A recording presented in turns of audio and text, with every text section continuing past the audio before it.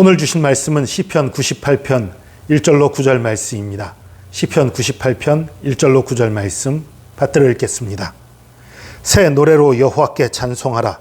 그는 기이한 일을 행하사 그의 오른손과 거룩한 팔로 자기를 위하여 구원을 베푸셨음이로다.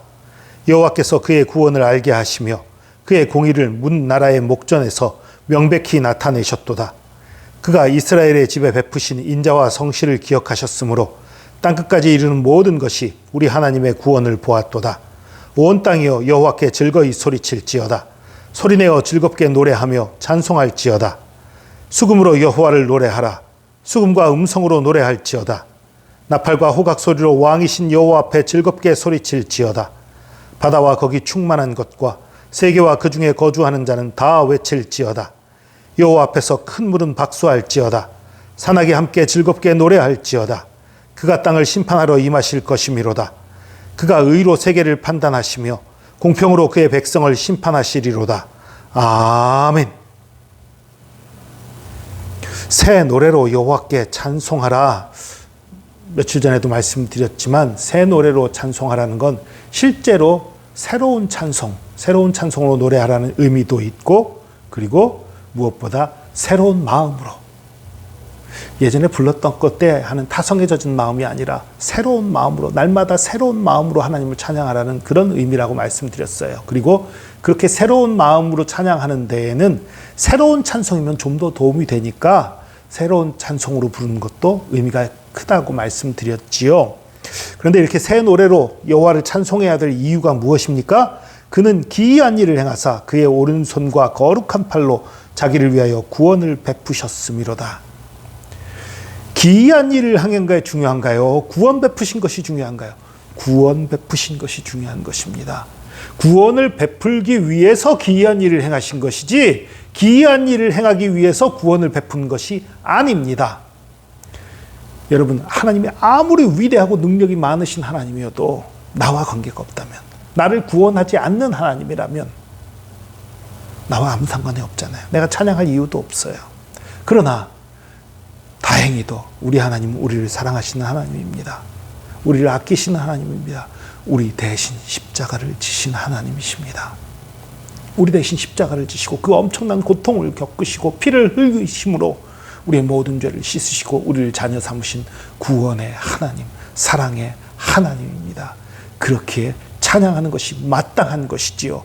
그리고 여러분, 구원에 대해서 두려워하는 분들이 가끔 있어요. 확신을 하지 못하는 분들이 가끔 있어요. 나를 보니까 그래요.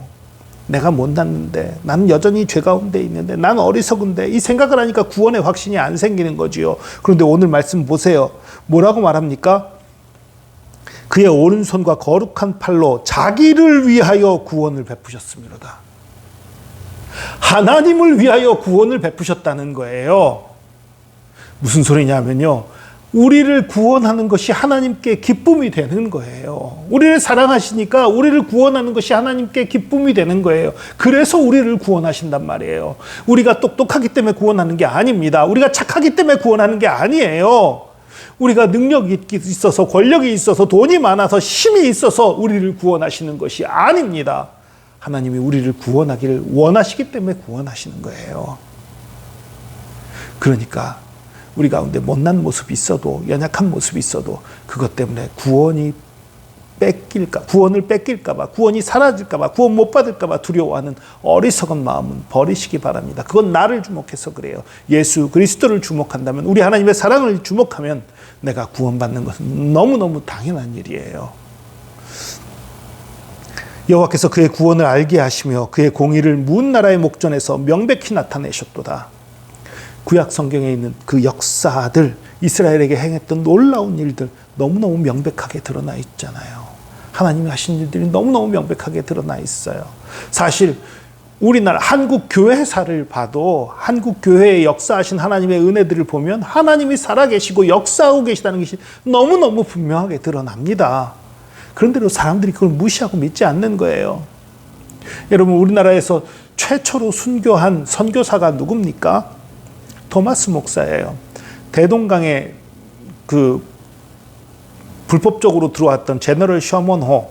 근데 그런 목적을 가진 벤지 몰랐지요. 이 토머스 선교사님은 통역으로 그 배에 탔었는데 그 제너럴 셔머너가 깡패짓 하다가 대동강에서 불타게 되는 그런 일이 있었지요. 그리고 제너럴 셔머너를 타고 있던 모든 사람이 죽임을 당했습니다.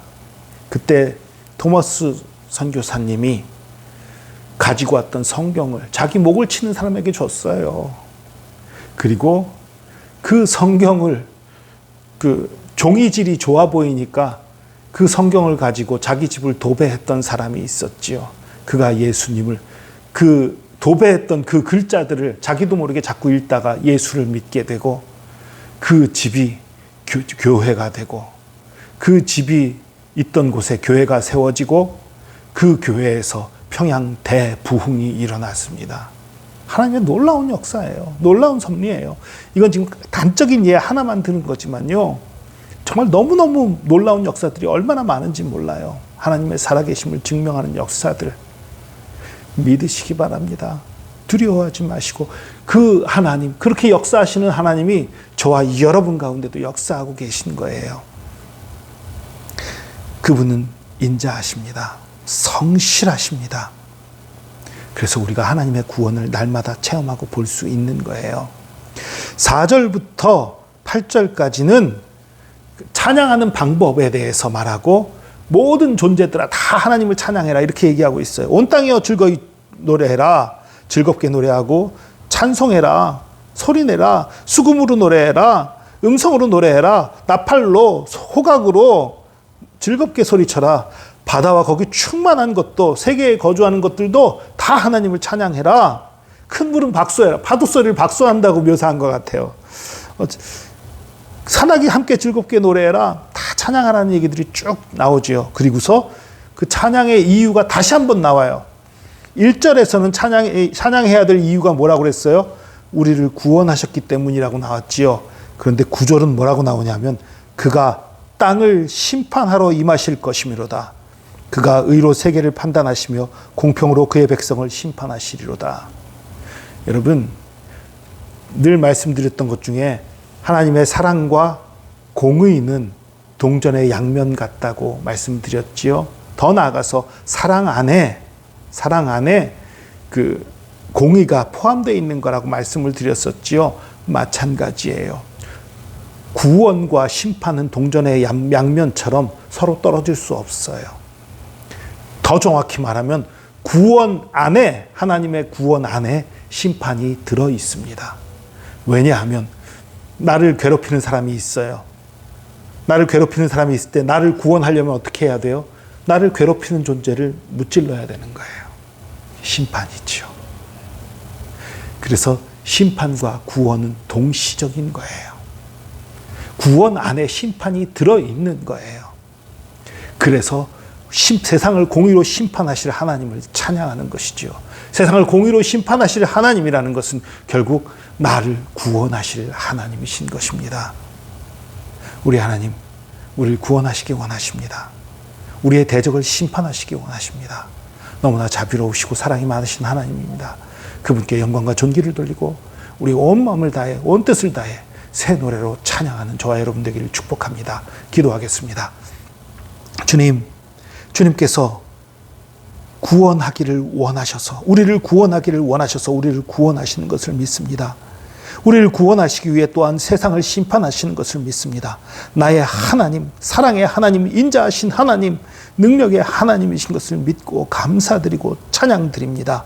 주님, 이 믿음을 우리가 굳게 붙잡고 흔들리지 않게 하여 주시고 이 믿음을 굳게 품었으므로 하나님의 살아계심과 하나님의 능력을 체험함으로 말미암아 날마다 주님을 기쁜 마음으로 찬양하고 영광 돌리고 주님과 동행할 수 있도록 붙들어 주시옵소서. 주의 크신 사랑을 찬양합니다. 주의 놀라운 은혜를 찬양합니다. 감사드리며 예수 그리스도의 이름으로 기도합니다. 아멘.